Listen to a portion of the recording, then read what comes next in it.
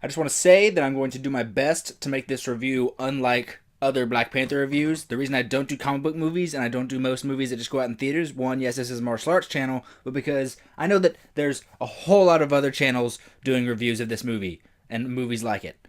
So hopefully I can make it just different enough.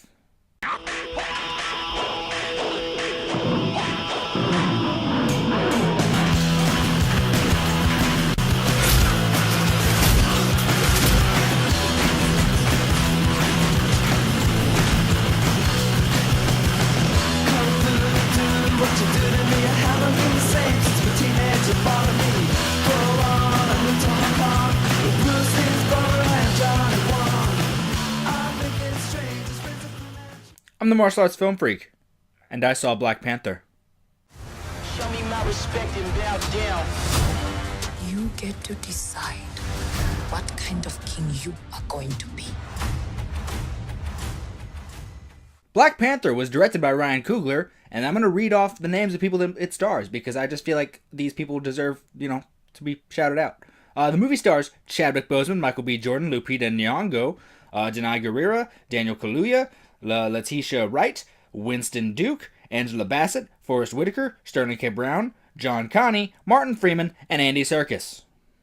The film takes place just after Captain America: Civil War, and in Civil War, his father has ceased. His father is dead, and he must take the mantle of Black Panther and King of Wakanda. But there is Eric Killmonger, who I wrote in my notes Kilgrave, but that's the villain from Jessica Jones. But Killmonger wants to take over Wakanda because he feels betrayed by his home, and he wants to send the technology of Wakanda all over the world and pretty much just conquer the world with it. That's the story. It's nice. It's a good movie.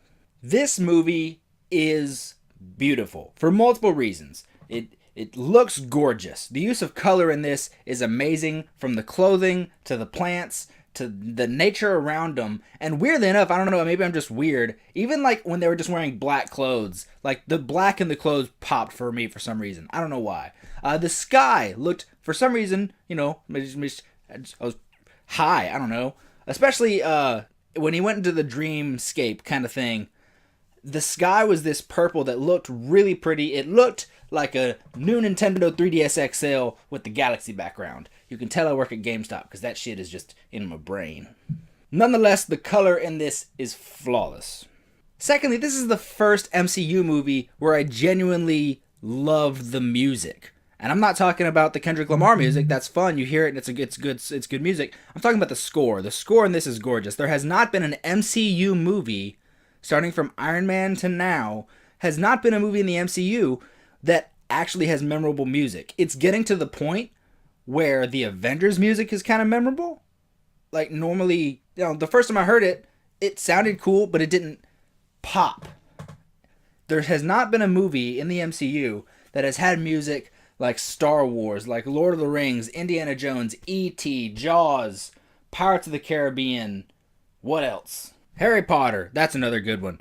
Just the music in those movies, when you hear it, you just can't stop and listen because it sounds so nice. There just hasn't been a movie made by Disney Marvel that has had that music. When I hear anything from Star Wars, I recognize it's Star Wars. When I hear Indiana Jones, E.T., and Harry Potter, even Pirates of the Caribbean, I recognize it and I'm like, that's a great score. I'm just going to listen to it. Black Panther had that. I'm probably going to buy the score because it's amazing. Again, when he goes into that dreamscape kind of world, it's in the trailer, so I'm not spoiling anything. The music in that scene, like, it grabbed me instantly. As soon as I heard it, I loved it. And even sitting through the credits, waiting for the post-credit scene, and that music played back over, I was like, yes, I just stopped and listened to it and waited. And, of course, there is the music that is more inspired by African culture that was awesome to hear as well. And the last reason that I think this movie is beautiful is the characters. And it is that every character had a natural motivation. T'Challa has the responsibility of being the Black Panther and the King of Wakanda when he truly does not feel that he is ready yet. And he's not ready to do it without his father who's gone, and he doesn't feel like he can live up to his father. Lupita Nyong'o's character is just driven to help the people of Africa because she goes out and she sees everything going on, and she refuses to stay in Wakanda because everything around them needs help. Denai Guerrera's character, who is the general of their army, is just 1,000,000,000,000% loyal to the throne. No matter what, she will always be there to protect it. Daniel Kaluuya's character is just driven by his hatred for Ulysses Klaue. And then Angela Bassett's character, who is T'Challa's mother, is just motivated by the love of her son and her family and her daughter. And then, of course, is Michael B. Jordan. Michael B. Jordan as Killmonger may be the most powerful performance in this movie because he is so multi-layered. He is driven by the murder of his father. He is driven by the betrayal of his homeland and where he grew up. He's driven by the betrayal of the country he grew up in, which is America, because as a black man, he sees other black people in the country and all around the world that are just living in poverty and no one's doing anything to help. And he tries to help, but he just goes about it from a wrong angle. And that's why his character, like, you want to care for him. He's well intentioned. He's just dangerous, and he pulls it off in just, I don't know. I want to say flawlessly. I want to say incredible, and those words don't feel like they do it justice. He is an incredible, layered and beautiful character. He's just filled with anger, and it works really, really well. And then speaking of just characters, everyone, it felt great because everyone in this movie, from the small roles to the major roles, especially all the about 8 main characters, and then everyone around them, everyone served a purpose. It didn't feel like anyone was just chilling on the sidelines. Everyone was there for a reason. Everyone was aiding in the story, and everyone had something to do. And not a lot of movies do that, and that was really good. Even small roles, like the role of Sterling K. Brown. It's a small role. He's only probably got 4 to 5 minutes on screen. But he's acting his ass off in that 4 to 5 minutes on screen. And I think that's because this movie is so important in the zeitgeist and in the culture we're in today that every actor knew its impact and just gave it their all. And it's well acted by every single person. Every single character serves a purpose, and it works amazingly. And if you're going to have to highlight somebody, yeah, Chadwick Boseman was great. Daniel Kaluuya was great. Everybody in this, like I said, everybody in this movie is firing on all cylinders. But Michael B. Jordan did so good in this movie. So awesome. And then probably just all the women. All the women did amazing in this movie. Lupita Nyong'o, Angela Bassett, Letitia Wright. Just amazing. Denai Guerrera, all the women did incredible. Let's get to the action. Most likely, if you're on this channel, you want to know about how are the fight scenes in Black Panther. I'll say that they're shot better than I think most Marvel movies. One thing that I really do enjoy about the Marvel movies is I do see the Kung Fu. I see the Jeet Kune Do. I see the MMA. I see, any martial art that pops up. There's a lot of Kali knife fighting in Winter Soldier. That's one of my favorite fights in the MCU is his fight with Winter Soldier, and because the actor that plays Winter Soldier, I can't think of his name right now, he really learned how to do a lot of those knife tricks because he wanted it to be authentic. The only problem with a lot of the Marvel movies and their fight scenes is they're just not shot very well. The camera, it zooms in a lot. It's really jumpy. I love Spider-Man Homecoming. It's great. But the action in it, especially that final fight scene, it's hard to watch, honestly.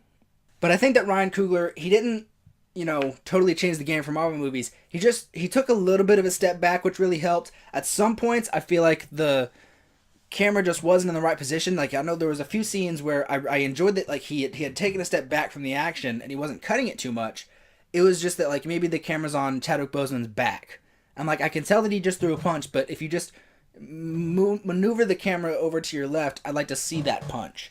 That was kind of my only problems with the filming of the fights. But the choreography in it, one thing good about following a lot of martial artists on Instagram is sometimes they train with actors and celebrities to help them for movie roles or just maybe to get them in shape.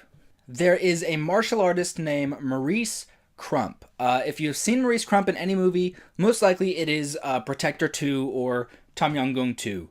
It's the sequel to Tony Jaa's The Protector. He does a lot of Muay Thai in that. He does capoeira in that. He's an incredible martial artist, and he trained Chadwick Boseman for a lot of his martial arts.